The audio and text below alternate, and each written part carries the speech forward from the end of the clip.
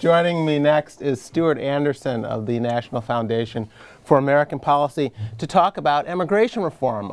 President Obama said in his press conference after re-election that he wants to do immigration reform, and this week the GOP put forward a couple bills, and both of them were poo-pooed by the opposing party, the Democrats. So I want to ask Stuart Anderson what you make of this. Welcome, Stuart.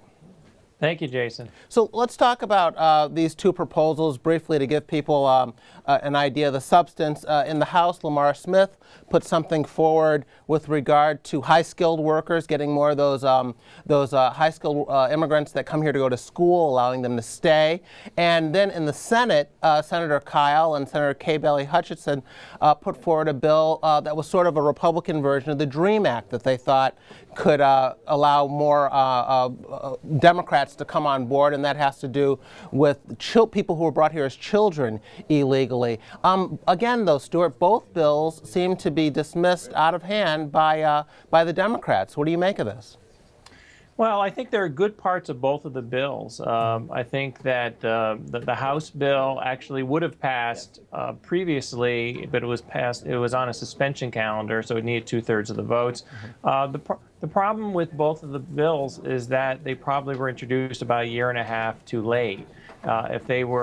It would have put Democrats in a very difficult position to look like they were against high skill companies or companies who want high skill workers if this bill was to pass, let's say, about a year and a half ago. And the same thing with the kind of modified version of the DREAM Act, which critics say doesn't go far enough.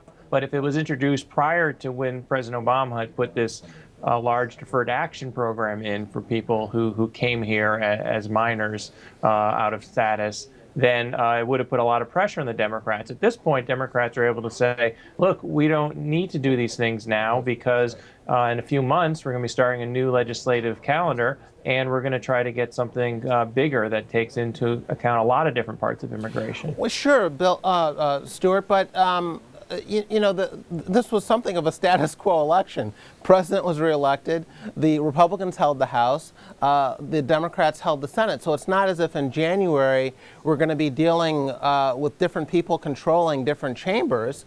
And the president said he wants, he wants to get something done. I mean, it sort of begs the question to me whether the Democrats are arguing in good faith. Is it that they want to solve the problem, or do they want this as a political issue to continue to sort of bludgeon the Republican Party as anti-immigrant?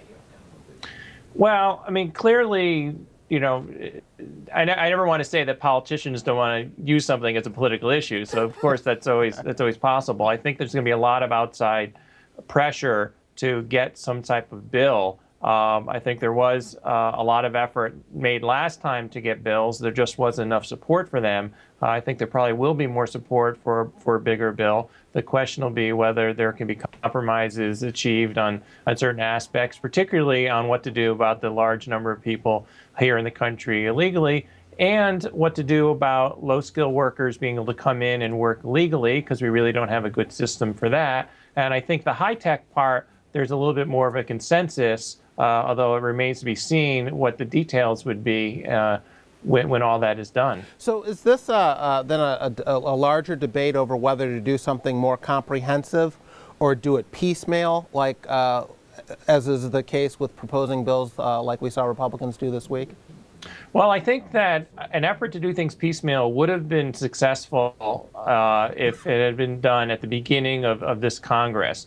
And the most recent statement of immigration policy on this particular bill in the House on the high-skilled workers, what happened is the Obama administration said that they don't really support it largely because it's not comprehensive. Now, in many ways, it doesn't quite make sense because there's all sorts of bills that don't solve everything with the problem. But I think the big thing is that since there was no deal worked out with the Senate on this House bill, that it would be unlikely to become law. And so it's surprising the administration even felt it had to come out as strongly as it did.